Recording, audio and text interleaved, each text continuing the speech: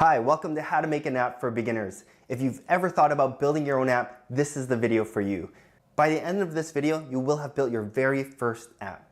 Watch all 10 videos and you will have built these apps.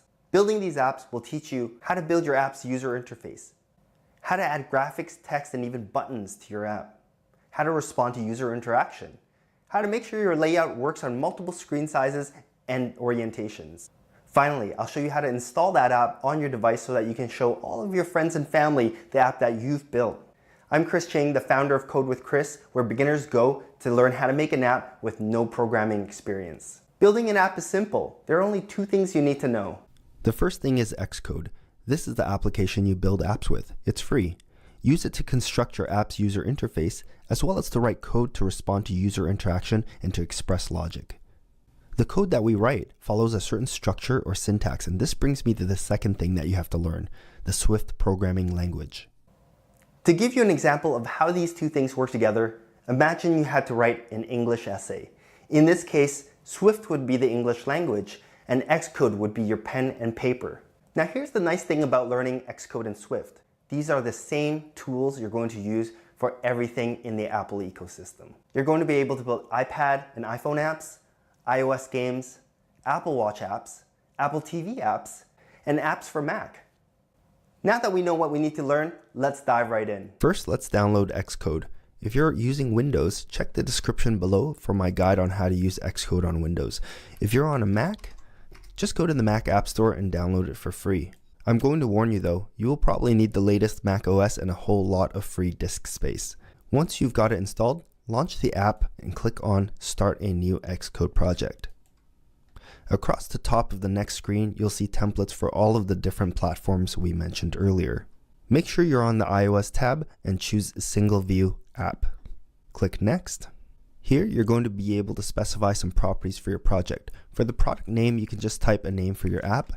I'll just call this App 1. You can leave team as is. For organization name, you can put your own name in there. And for the organization identifier, just put com dot either your name or your company name, and together with the product name, that's going to form an identifier for your app. Important thing is, for the language, make sure you have Swift selected, and you can unselect all of these options down here. Click Next. Choose a place to save your project. You can leave source control unchecked and then click Create. Say hello to your new project. Now this might look intimidating, but it's really not. Let me walk you through it. At the end of this video, I'll show you where you can download my Xcode cheat sheet. On the left-hand side, you have your navigator area. What's shown here is the file navigator where you can see all the files in your project. Each tab at the top is a different navigator type, but leave it at the file navigator for now because you'll be using this most often. If you select a file from your file navigator, it will change what's shown here in the editor area. The interface changes depending on what sort of file you choose. For example, choosing this project file will let you configure the project properties, while selecting a code file will let you write Swift code in the editor area. Furthermore, choosing the storyboard file is going to let you customize the user interface for your app. On the right hand side, you're going to find the utility area. This panel is split into two panes. The inspector pane is the top one, and it'll show you information and configurable properties for the file or user interface element you click on. The bottom pane of the utility area is called the library pane, and this contains lists of reusable code snippets and user interface elements that we can add to our project. Finally, along the top, you have the Xcode toolbar. This gives you the controls to run your project. It shows you the status of your project, and on the right hand side, buttons to hide or show the various parts of the Xcode interface we just talked about. Let's try to run our project. Xcode comes with an iOS simulator, which lets you run and test your app without needing a physical iOS device. Let's choose a simulator from the toolbar and then click the big play button here. It might take a few minutes for the first time it runs, but this is going to launch the simulator and you'll see your app running. If the simulator is too big on your screen, you can go up here to the window menu and go under scale and change the scaling of the device to fit your screen. You can also hit on your keyboard Command 1, Command 2, and Command 3.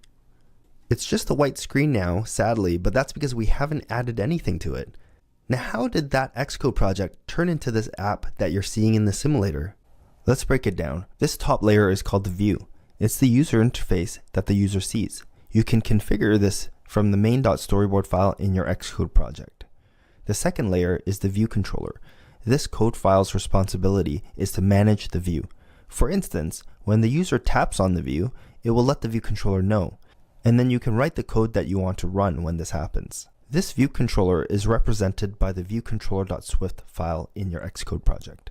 If you click it, the editor area turns into the code editor where you can write Swift code to manage the view. So back in our Xcode project, hit this stop icon here to stop running your project. If we want to display something on the screen, we have to add some elements to the view in our storyboard. So go ahead and click on main.storyboard here, and the editor area will turn into interface builder. And in the library pane, that's this guy down here, make sure you're looking at the object library tab. Then in the filter box, type in label. That's going to show us the label element. Then simply click and drag that element and drop it into our view. We're not finished yet because we haven't positioned the label on our screen. Xcode uses a system called auto layout to size and position the elements on the screen. This makes it easier for you to build layouts that work on multiple screen sizes and orientations. Basically, you specify rules that dictate how your elements should be positioned and how they should be sized. Rules such as this element should be the same height as another element, or this element should be 20 points away from the right side. These rules are called auto layout constraints. Now you're going to learn a lot more about auto layout in the next lesson, but for now, let's jump back into Xcode and position our label. Now after you added your label, you might have noticed that it also showed up here. This area is called the document outline, and it lists all the elements you have in your view. If you don't have this window, click this little icon here to show and hide it. Let's center our label in the screen by adding some constraints to it. Click on the label from your document outline to select it. And then down in the lower corner, we have these little icons. If you hover over them, you'll see their names. Click on the align icon and out pops this menu.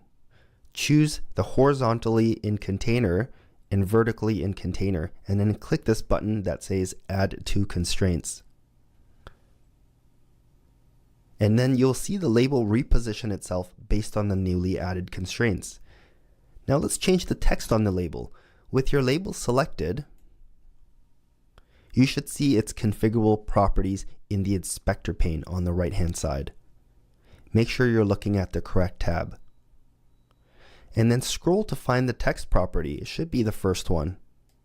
And then just erase that label in there and type in Hello World. Now let's run the project in our simulator again. Click this little run icon here. And then you should see this. Congratulations, you've built your very first app. Today, you got a tour of the Xcode development environment. You learned about the view, which is what the user sees, and the view controller, whose job it is to manage that view. You learned that you can customize that view in the main.storyboard file in your Xcode project. You also learned that the view controller is represented by the viewcontroller.swift file in your Xcode project.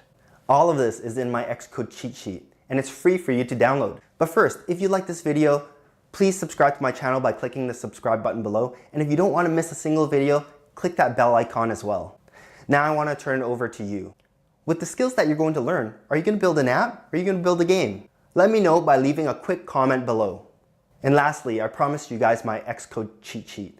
Just follow the URL on screen or the URL in the description below to download it. Thanks for watching. I'll see you guys in the next lesson.